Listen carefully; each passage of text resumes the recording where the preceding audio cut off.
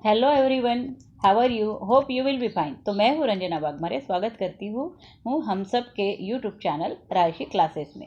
आज मैं आपके लिए लेके आई हूँ साइंस 6 का जो है lesson number 4, history. Okay, the वैदिक सिविलाइजेशन, इसका जो है ये सेकंड पार्ट है। फर्स्ट पार्ट जो है मैंने दे दिया है।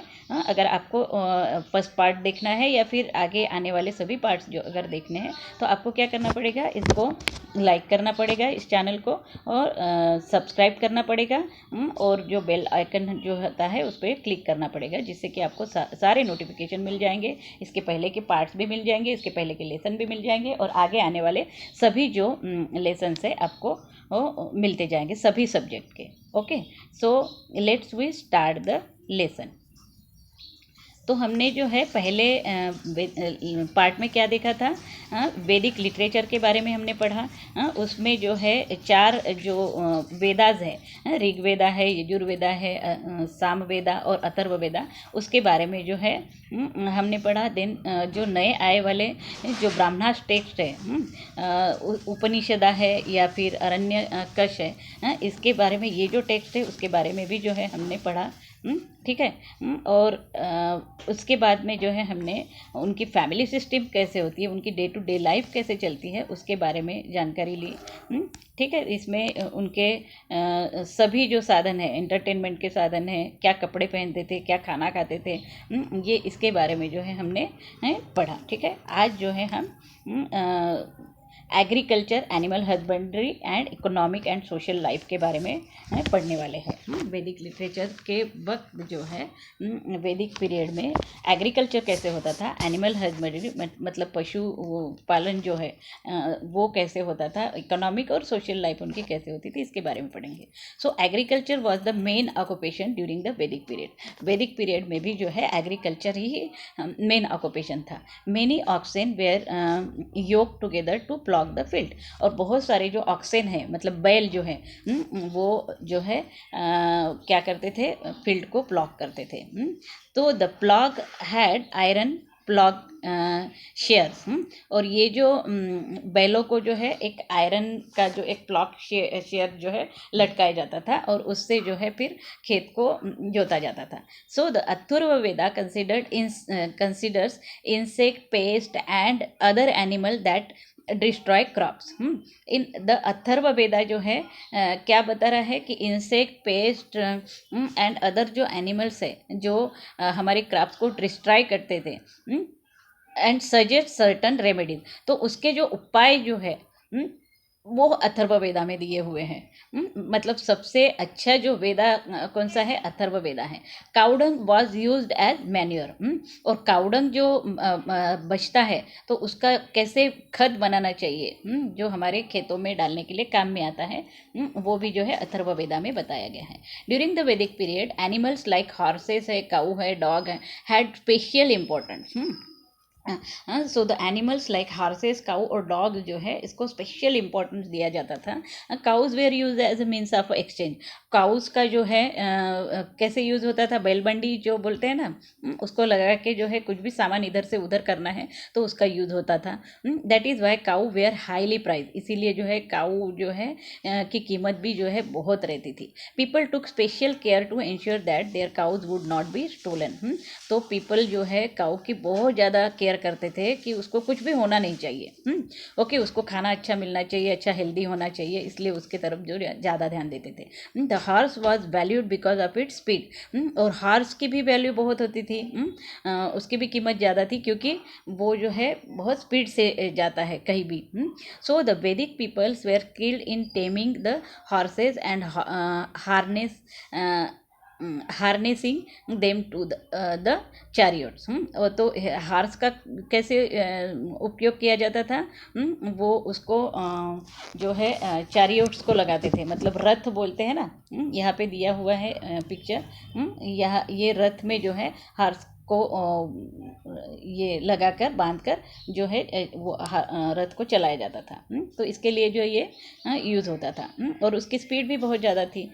सो चैरियोट्स इन द वैदिक पीरियड हैड स्पोकन व्हील्स। और ये जो चैरियोट्स है उसके स्पोकन व्हील होते थे। ये जो व्हील दिख रहे हैं आपको, ये व्हील होते थे उसको, चैरियोट्स को। यहाँ पे दिया है ये व्हील, इसके ऊपर ये चलता था और हॉर्स उसे आगे बढ़ाता था। ठीक है।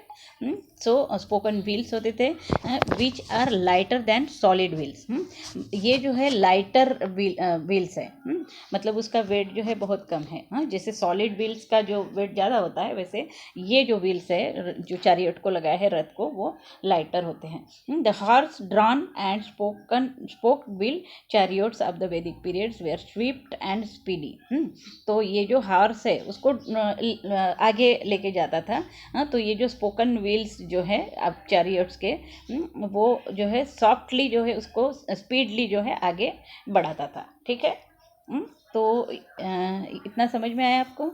Do you know horse power is a unit of a measuring power. Horse power जो है आपको मालूम है, that is the unit of measuring power, the rate at which work is done by an engine. तो ये इस तरह से स्पीडली जो है वो वर्क करता है इंजन के जैसा।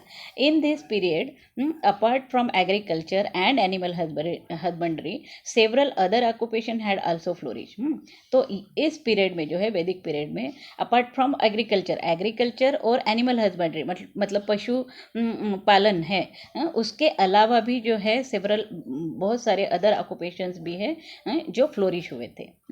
Artisans and people practising various occupations were an important part of the social system. Artisans मतलब कुछ आर्ट जो है, स्किल जो लोगों में थे, जैसे कि खेतों के जो सामान बनाना है, या फिर डेली टू यूज़ होने वाले जो भी सामान है वो बनाना। तो ये भी जो है एक अलग से ऑक्यूपेशन है, वो भी फ्लोरिश हुआ था उस टाइम। तो is important part of a social system. ये सोशल सिस्टम का हमारे सामाजिक तौर पे ये बहुत ज़्यादा इम्पोर्टेंट होता था। They form independent organisation known as a shrenis और गिल्ड्स। तो ये जो है बनाने वाले जो लोग हैं, अलग अलग सामान बनाने वाले, ये जो एक ऑर्गेनाइजेशन बनाते थे, और उस ऑर्गेनाइजेशन का नाम क्या है? श्रेणीज और guilds. The head of the guilds was known as shreshthi. और ये जो सामान बनाने और बेचने वाले जो लोग होते हैं, इसका एक हेड होता था, उसे क्या कहा जाता था? Shreshthis. However slowly the status of a skilled artisans become secondary. और फिर धीरे धीरे जो है ये जो स्किल है आर्टिजन्स का, ये भी जो है सेकेंडरी पार्ट हो गया। इसको पहले बहुत ज़्यादा इंपॉर्टेंट दिया गया, फिर बाद में ये सेकेंडरी हो गया। During this period there were 4 varnas. और इस वैदिक पीरियड में 4 वर्ण को ज़्यादा इम्पोर्टेंट दिया गया था। दैट इज़ ब्राह्मण, क्षत्रिय, वैश्य एंड शूद्र। 4 वर्ण मतलब पार्ट किए गए थे लोगों के। ब्राह्मण जो है उच्च वर्णीय, फिर बाद में क्षत्रिय आता था, फिर वैश्य लोग आते थे, और फिर शूद्रा लोग आते थे। The varna was determined by the occupation of the people. और ये वर्ना जो है, ये चारों जो वर्ण हैं, वो किस पे डिपेंड होते थे? उनके वर्क पर। मतलब वो जो काम करते थे उसके ऊपर जो है उनको बनाया गया था। ओके। और in the latter period the varnas came to be determined on the basics of birth. और उसके बाद में जो है जो जिस घर में जन्म लेगा वो उस वर्ण का होगा, इस तरह से उसको डिवाइड किया गया। This gave rise to caste. और इसको भी कास्ट कहा जाता था, मतलब वो जो भी जहाँ पे भी जन्म लेगा वो उस कास्ट का है, फिर वो उस कास्ट का, इस तरह से। The caste system led to inequality in the society. और ये जो कास्ट सिस्टम आई, ये लोगों में जो है लोगों को डिवाइड कर दिया इन्होंने, कास्ट सिस्टम ने इन इक्वल कर दिया। ठीक है। So during the Vedic period, certain notions about leading an ideal life had become well established. और ये वैदिक पीरियड में जो है उनकी जो लाइफ है वो बहुत ज़्यादा इस्टेब्लिश हो गई थी। So there were 4 stages of 4 ashram. तो वैदिक पीरियड में जो है 4 आश्रम के बारे में, 4 स्टेजेस ऑफ 4 आश्रम के बारे में बताया गया है। 4 स्टेजेस और 4 आश्रम्स के बारे में बताया है। फ्रॉम बर्थ टू डेथ, मतलब जन्म से लेके डेथ तक हम जो है 4 स्टेजेस में जाते हैं। इसके बारे में बताया गया था वैदिक पीरियड में। The first ashrama was what, brahmacharyashrama. इसको जो है कट करके आपको पढ़ना है, ब्रह्मचार्य और श्रमा। तो इस तरह से अगर पढ़ोगे तो आपको ये जल्द से याद हो जाएगा। सो फर्स्ट आश्रम वाज क्या है, ब्रह्मचार्याश्रमा, और the period of staying with the guru to learn from this him. मतलब ये जो पीरियड है वो क्या है, हमको किसी गुरु से लर्न करने का पीरियड है, मतलब पढ़ाई वाला जो पार्ट है हमारा, वो है ब्रह्मचार्य आश्रमा। ठीक है।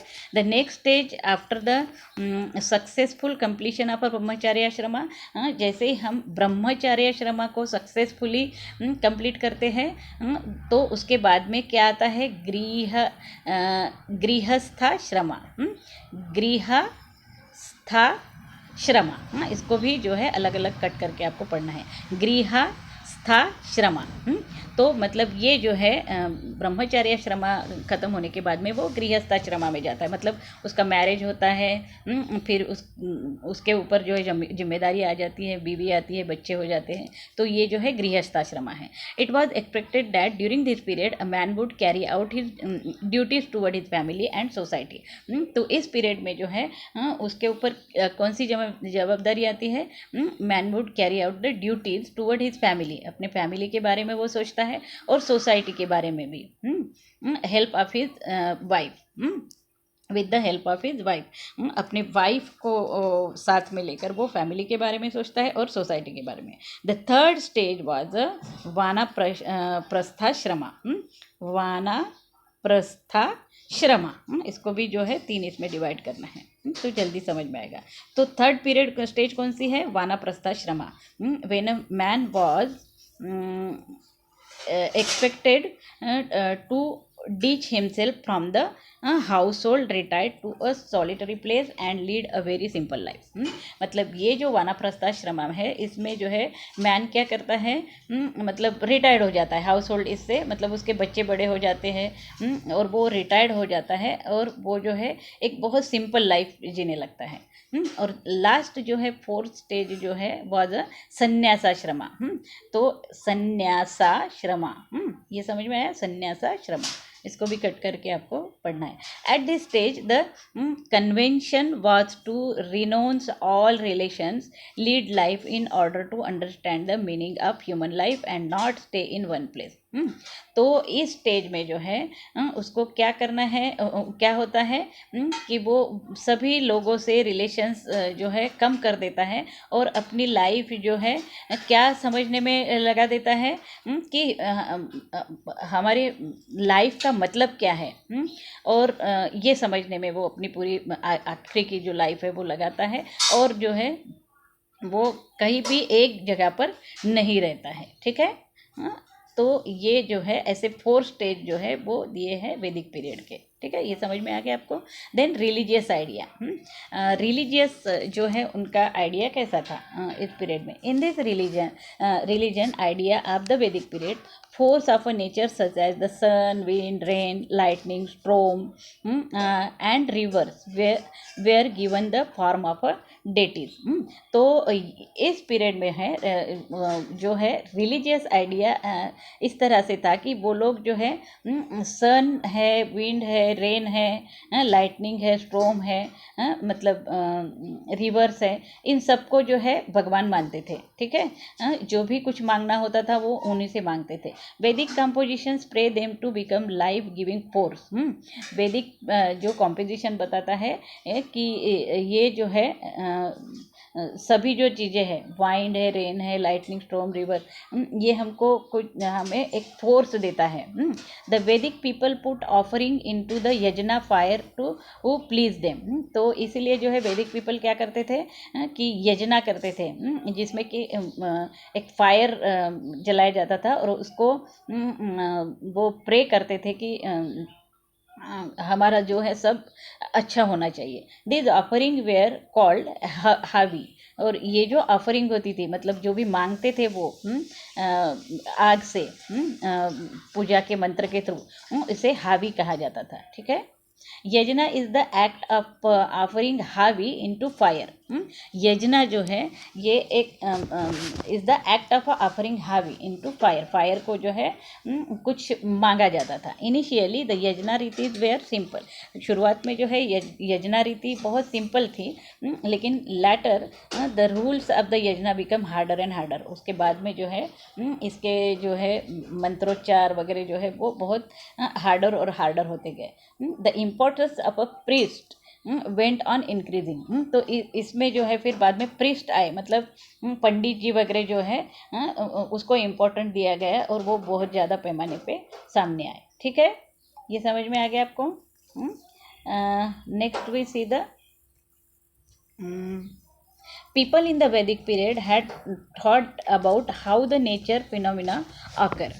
तो ये जो people है वैदिक पीरियड में क्या सोचते थे, मतलब नेचर के बारे में सोचते थे। समर इज नेचर के बारे में बताते हैं कि summer is followed by the rainy season. Summer के बाद में जो है क्या आता है, रेनी सीजन आता है, एंड रेनी सीजन के बाद में जो है विंटर आता है।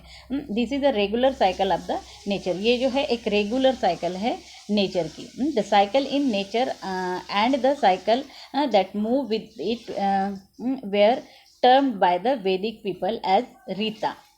और ये जो साइकिल है, मतलब समर के बाद में विंटर और समर के बाद में रेन और रेन के बाद में विंटर जो आती है, इसको रीता कहा। वैदिक पीपल उसे क्या कहते थे, रीता कहते थे। Okay.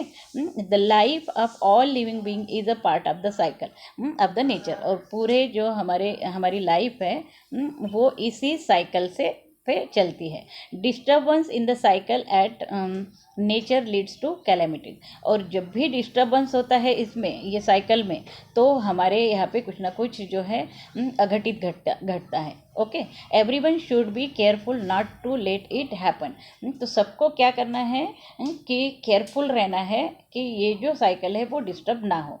Nobody should break the laws of nature. तो नेचर का जो भी लॉ है उसको कोई भी जो है ब्रेक नहीं करना, किसी ने भी ब्रेक नहीं करना चाहिए। जैसे कि अभी जो है मॉडर्न पीरियड में हो रहा है, पेड़ों की कटाई हो रही है, जंगल जो है कम हो रहे हैं, तो ये सब जो है नेचर को जो है डिस्टर्ब कर रहे हैं।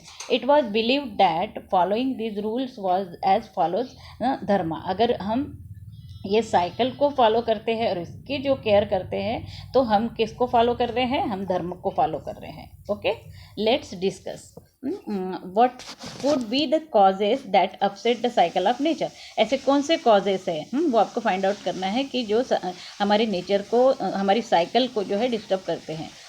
what attempts can you make to avoid it। और इसको अवॉइड करना है, मतलब कम करना है, तो क्या करना पड़ेगा। For example, what will you do for effective management of a drinking water when there is a scanty rainfall। अगर बारिश जो है कम आती है तो आपको ड्रिंकिंग वाटर को कैसे बचाना है, उसके बारे में आपको डिस्कस करना है और वो बताना है। ठीक है। Next is the political system. Political system कैसे थी वैदिक पीरियड में। इन द वैदिक period each village had a head known as a gramani. तो हर एक विलेज में जो है एक हेड होता था जो पूरे गांव को जो है देखता था, तो उसे क्या कहा जाता था, ग्रामनी। जैसे हम अभी ग्राम सेवक या ग्राम पंचायत जो हमारा चलता है, वैसे ये जो है विलेज का हेड होता था। सरपंच जो जैसे हमारा अभी हेड होता है, वैसे ग्रामनी जो है गांव का एक व्यक्ति जो है वो गांव की को देखता था। ठीक है। A group of a village form a wish. अब 2-3 विलेजेस मिलके जो एक ग्रुप तैयार होता है उसे विश कहा जाता है। Whose head was called a vishpati. और ये जो 2-4 गांव का जो भी एक हेड होता है फिर से, तो उसे विशपति कहा जाता है। सेवरल विश फॉर्म अ जना। और ये जो ऐसे 2-4 गांव का ग्रुप, 2-4 गांव के ग्रुप, 2-4 गांव के ग्रुप, ऐसे 2-3 ग्रुप को मिलके क्या कहा जाता था, जना। मतलब several wish form a jana. Later when the jana settled into a specific region. और ये जो जना है, मतलब आजू बाजू के चार पांच गांव का ग्रुप, दूसरे चार पांच गांव का ग्रुप, दूसरे चार पांच, ये जो है एक ही आसपास में सेटल्ड होते थे। It comes to known as a janapada, और इसको क्या कहा जाता था, जनपद कहा जाता था। ये समझ में आया आपको? A group of a village क्या है, एक ग्रुप को क्या कहा जा रहा है, विच। और दो चार ऐसे ग्रुप है, मतलब गांव चार पांच गांव के जो ग्रुप्स है, मतलब ये जो है ये एक ग्रुप हो गया, हाँ, इसे विश कहा जाएगा, ठीक है। नेक्स्ट ऐसे ही जो है बहुत सारे ग्रुप्स है, मतलब ये एक ग्रुप है गांव के, ये विलेजेस के एक ग्रुप है, तो इन तीनों को क्या कहा जाएगा, जना कहा जाएगा, ठीक है। और jana settled in a specific region, और ये सब जो है एक स्पेसिफिक रीजन में रह रहे हैं ये पूरे ग्रुप, तो इसे हम क्या कहेंगे, जनपदा कहेंगे, ठीक है। So the head of the जना वॉज नोन एज द नृपा, और ये जो जना का जो हेड होता था उसे नृपा कहा जाता था, और या फिर राजा कहा जाता था, ठीक है।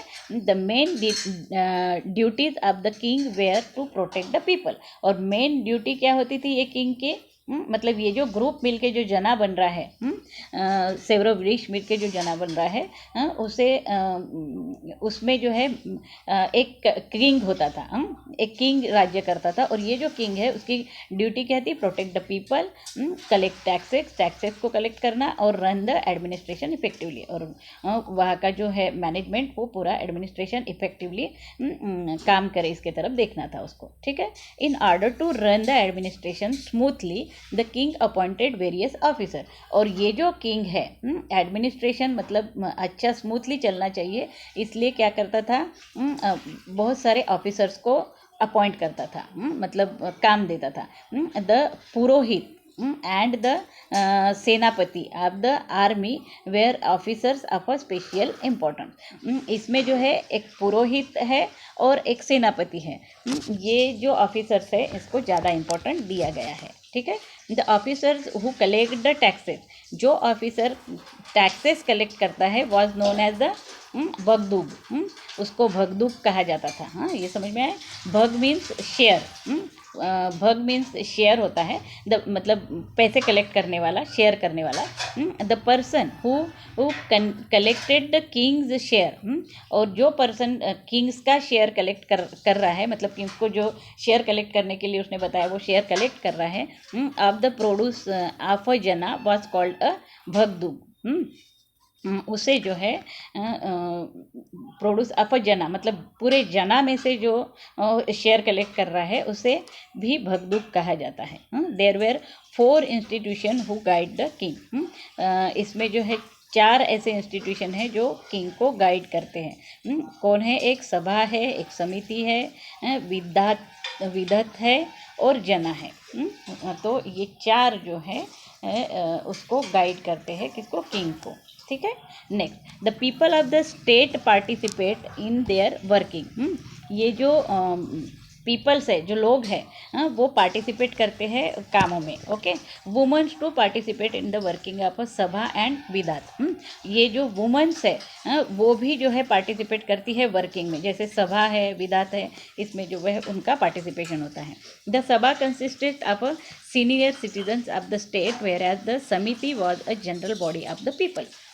तो ये सभा क्या है अभी, व्हाट इज सभा, सभा is consisted of a senior citizen of the state, मतलब जो भी सीनियर सिटीजन है, मतलब जो बूढ़े लोग हैं, ओल्डर पर्सनस है, उनका ग्रुप को जो है, और उनको ग्रुप को जो पर जो काम कर रहा है उसे सभा कहा जाता है। एंड द समिति क्या है, ये general body of a people है, मतलब इसमें सभी लोग जो है इंक्लूड हो सकते हैं, पर सभा में जो है सिर्फ ओल्डर पर्सन इंक्लूड हो सकते हैं। Later on the Vedic thoughts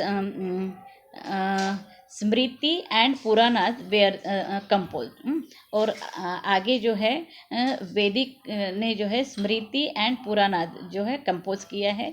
after a period of time the religious streams based on the Vedas, smriti, Puranas and local traditions come to be known as the Hinduism, और ये जो आगे चल के जो है ये रिलीजियस स्ट्रीम्स, वेदास है, स्मृतिज है, पुराणाज है, और ये लोकल ट्रेडिशन, इसी को मिलकर जो है हिंदुइज्म का जन्म हुआ। ठीक है। So along with the Vedic stream there were other religion trends which took a different position from the Vedic one, regarding yajna ritis and the varna system. We will learn more about them in a next chapter. तो इसके बाद में जो है Vedic stream का जो है Vedic stream, with the Vedic stream there were the religious trend, बहुत सारे अलग अलग रिलीजियस ट्रेंड्स भी जो है सामने आए। और जो है वैदिक वन आर रिगार्डिंग यजना रीतिज और यजना सिस्टम जो है, इसके अलावा भी जो दूसरी सिस्टम्स उन्होंने हमको बताई है। तो ये जो है हम नेक्स्ट चैप्टर में पढ़ने वाले हैं। तो यहाँ पे जो है हमारा लेसन कंप्लीट हो रहा है। यहाँ की जो एक्सरसाइज है वो आप ही को लिखनी है। अगर इसमें कुछ भी प्रॉब्लम आता है तो आपको हमें कमेंट बॉक्स में बताना है। ठीक है। तो अगर आपको ये लेसन समझ में आया है और अच्छा लग रहा है तो आपको क्या करना है, हमारा जो चैनल है राजर्षि क्लासेस, इसमें इसको जो है यूट्यूब पर जाकर लाइक करना है, शेयर करना है और सब्सक्राइब भी करना है सभी को। और ये अपने दोस्तों को भी बताना है जो स्टेट बोर्ड का पैटर्न यूज़ कर रहे हैं, उन्हें सभी को बताना है और ये उन्हें भी सब्सक्राइब करने के लिए बताना है। ठीक है। तो thank you for watching this video. आपको अगर अच्छा लगा है तो इसे फिर से एक बार कह रही हूँ कि शेयर कीजिएगा। सो